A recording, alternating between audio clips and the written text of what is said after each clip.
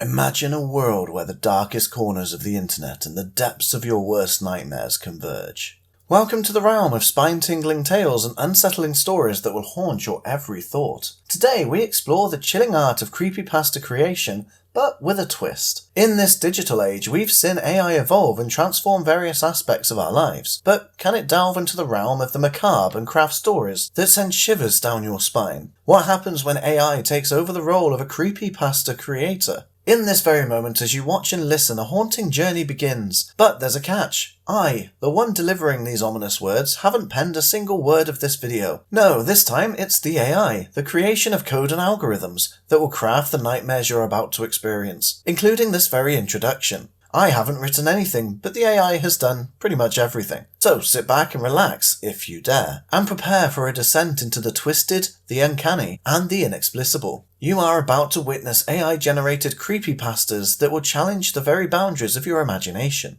Ladies and gentlemen, get ready to be captivated, horrified, and left wondering what otherworldly forces might be lurking in the digital shadows. The Haunting of Willowbrook House. The moment the Johnson family set foot inside the Willowbrook House, they knew they had made a grave mistake. The old, seemingly abandoned mansion stood in the heart of the countryside, its once grand façade now crumbling with age. As they stepped through the creaking front door, an unsettling chill ran down their spines. Strange occurrences started almost immediately. Whispered voices echoed through the halls at night, their words too muffled to comprehend. Shadows danced in the corners of their vision, vanishing when they tried to focus on them. Every room seemed to have a history, and the past was intent on making itself known. One evening, as young Emily wandered the labyrinth corridors, she encountered a pale, spectral figure in a tattered Victorian-era gown. The ghostly woman's eyes bore into Emily's soul, filled with an indescribable sadness. Emily tried to speak, but no words escaped her trembling lips. The apparition extended a hand, fingers reaching out as if to touch Emily's face. The girl felt an icy breath on her skin, and then the spectre vanished, leaving her in a stunned silence. The encounter left her shaken with a growing sense of dread. In their quest to uncover the truth about Willowbrook House, the Johnsons delved into the local archives and discovered a dark history. The mansion had been the site of a gruesome murder-suicide in the late 1800s, a tragedy that had left a stain on the land. It seemed that the spirits of those who had suffered within its walls were unwilling to rest in peace. The family tried to leave, but the mansion wouldn't release its hold on them. Every exit seemed to lead them deeper into the heart of the haunting. The once loving family soon descended into madness, their voices joining the chorus of the tormented souls that lingered in the mansion. The Haunting of Willowbrook House was a nightmare that refused to end, a place where the living and the dead were forever intertwined in a macabre dance of despair, their fates sealed by the mansion's dark history. The Whispering Woods. It had been a dare, a challenge among friends.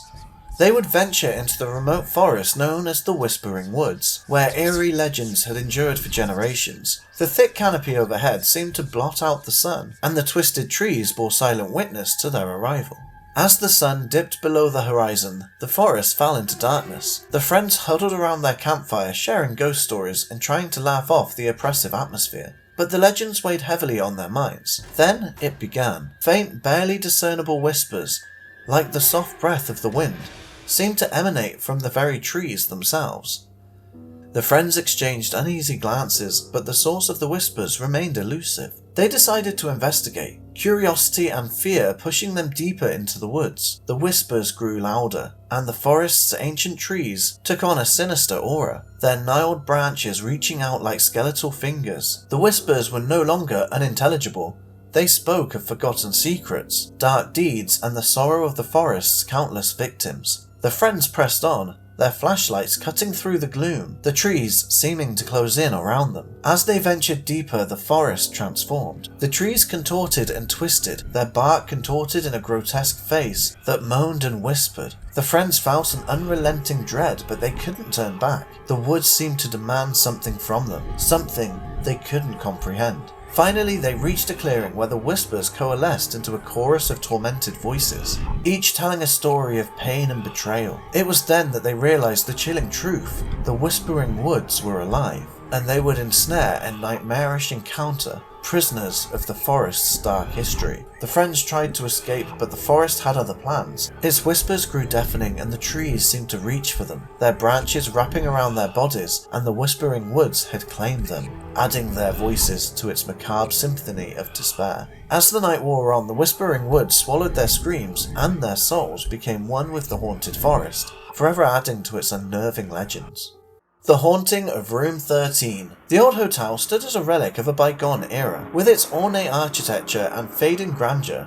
Among its many rooms, Room 13 was infamous. Whispered tales spoke of its curse. Guests who dared to stay there often vanished without a trace, leaving only disturbing recordings of their final moments behind. No one knew what horrors lurked within, but the stories had always sent shivers down the spines of those who worked at the hotel. The room was shrouded in darkness even during the day, as if it absorbed all light and warmth. One day, an investigator named Alex decided to uncover the truth behind Room 13's legend. Armed with cameras, audio recording equipment, and a heart filled with equal parts curiosity and dread, they checked into the room. As night fell, the room's atmosphere grew oppressive, and the air seemed to grow colder with every passing hour. Strange sounds emanated from the walls, whispers too faint to discern. Alex's camera captured bizarre anomalies, shadows that moved of their own accord, and eerie apparitions that appeared to vanish in the blink of an eye. The investigators' pulse quickened and they couldn't help but feel as if they were being watched. The digital recorder picked up ghostly voices, begging for release from their torment, their pleas sending shivers down Alex's spine. The night wore on and the investigators' resolve began to waver, but just as they were considering fleeing Room 13, a chilling voice echoed through the darkness. It was the voice of a past guest, recorded in one of the earlier investigations. "Get out! It's not too late for you," the voice warned. In a pale light of dawn, the investigator made their escape, leaving Room 13 behind. The recordings and footage collected that night told a horrifying story, one of malevolent forces, trapped souls, and an entity that seemed to feed on the fear of those who dared to enter. Room 13 remained cursed and its secrets remained locked away, an enigma that only the bravest, or most foolish, dared to confront. Alex, forever changed by the encounter, had uncovered the chilling truth of the haunting room. The Carnival of Lost Souls. For years, the carnival had been a ghostly, decaying relic of the past, a place where laughter and music had once filled the air, now silenced by abandonment and despair. Its rides and attractions stood still, shrouded in darkness. But then, one fateful night, the light flickered to life, the music started playing, and the Carnival of Lost Souls mysteriously reopened.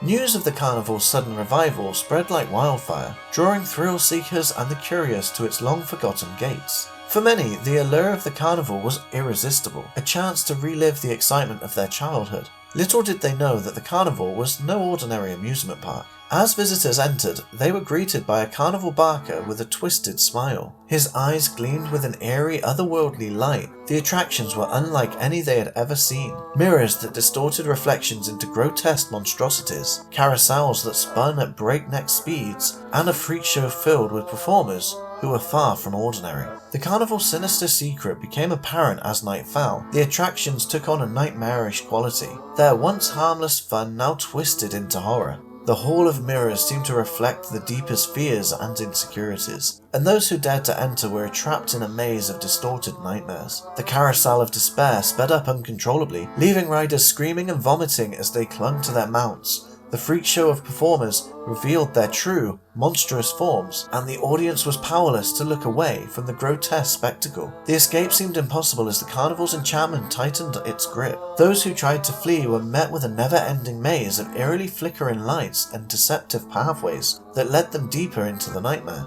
The Carnival of Lost Souls had a sinister purpose: to ensnare those who entered, stealing their joy and innocence, turning them into lost souls themselves. The carnival was a malevolent entity, a funhouse of horrors that thrilled on the fear and suffering of its unwitting guests. As the first light of dawn broke, the carnival fell silent once again, retreating into its slumber with the screams and cries of the lost souls echoing in its dark, hidden corners. It would remain a place of nightmares, waiting for the next unwitting victims to be drawn into its sinister funhouse of horrors. The Mannequin's Curse. In the dimly lit corners of a cluttered flea market, struggling artist Isabel stumbled on a hidden gem, a beautiful antique mannequin with an air of timeless elegance. Its porcelain-like features and meticulously crafted form made it a perfect model for her art, or so she thought. As soon as Isabella brought the mannequin home, strange occurrences began to unfold. It seemed to have a presence, an unsettling energy that permeated her studio. Its glassy eyes seemed to follow her every move, and Isabel could not escape the feeling of being watched.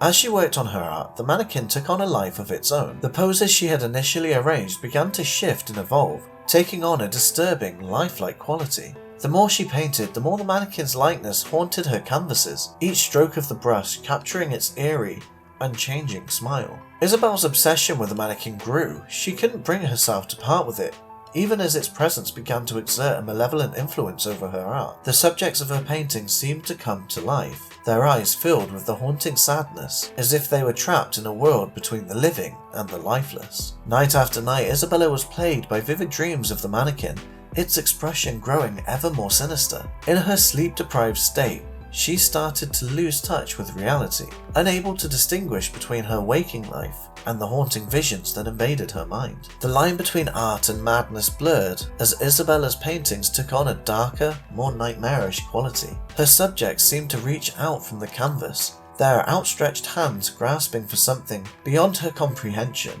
Desperation gnawed at Isabella's sanity as she realized the mannequin was not merely an inanimate object. It was a cursed vessel, a conduit for something otherworldly. The more she tried to resist its influence, the stronger its hold became. Trapped in the nightmarish cycle of creativity and torment, Isabella was left with an unbearable choice: break free from the mannequin's curse, or surrender to its sinister power. Becoming a prisoner of her own haunting creations, the mannequin had become both muse and tormentor, and Isabella's art would forever bear the mark of its disturbing influence. Right, so that's it. Let me know if you made it to the end in the comments, you brave souls. Thanks for watching, and why not check out either of the two videos on screen right now. Strangest Phobias on the left, or on the right we have Unexplained Mysteries. Whichever you pick, I'll see you there.